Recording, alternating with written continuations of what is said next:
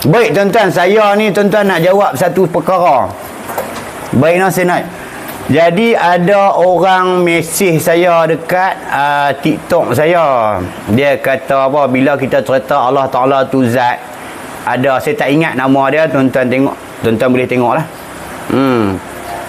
Jadi ada seorang sahabat tu, dia kata kita tak boleh sembah zat. Kacau lagu tu tuan-tuan. Nak faham, kita ni jisim, Allah Ta'ala tu zat. Dah tak ada? Nampak tak? Allah Ta'ala tu pada zat yang bersifat dengan sifat apa? Kamalat. Jadi kita sembah zat lah. Dia kata bukan sembah zat, sembah aku. La hawla wa la quwwata illa billahil aliyil azim. Jadi saya minta kat sahabat kita tu, pilah cari guru. Guru apa? Guru sebenar yang mengajar ilmu usuluddin ni, ilmu sifat 20 ni, ilmu tauhid ni. Ngaji ada kitab, jangan tak ada kitab. Ulama kata nak mengaji ni, pertama cari guru mursyid. Yang kedua mesti ada kitab, mesti ada buku, mesti ada pen dan otak yang clear. Nak cari ilmu ni tuan-tuan, dia mesti ada disiplin ilmu. Dia kena ada kaedah ilmu. Bukan boleh stand macam tu tuan-tuan, beli kitab baca sendiri ataupun pakai mengaji, tak tahu tok guru tu ada sanad, tak ada sanad. Apa makna sanad? Tok guru tu dah ngaji kat tok guru dia, tok guru dah ngaji kat tok guru dia. Kita tahu siapa dia tok guru dia.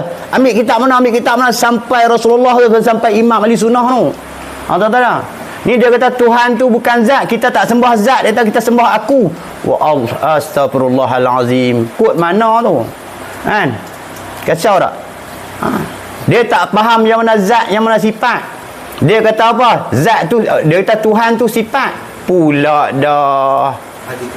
Ya, lepas tu dia buat contoh di hadis kursi. Dia faham ke hadis kursi tu macam mana?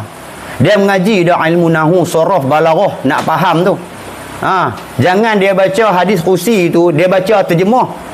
Cerita dah, saya habang dah bahasa Arab. Cerita ada alih perkataan Melayu, bahasa Arab alih perkataan Melayu ataupun alih perkataan bahasa Inggeris, dia panggil apa?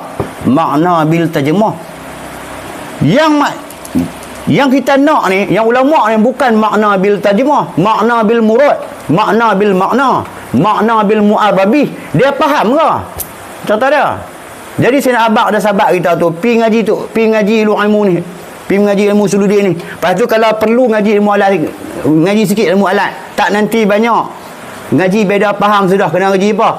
Ilmu nahwu sikit, kitab apa, matan jurumiyah ke, matan mimah ke, matan apa ke, kaji ilmu nahwu, ilmu saraf, ilmu balaghah, ilmu bayan, baru kita faham.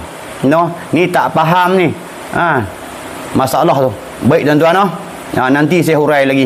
Wallahu a'lam.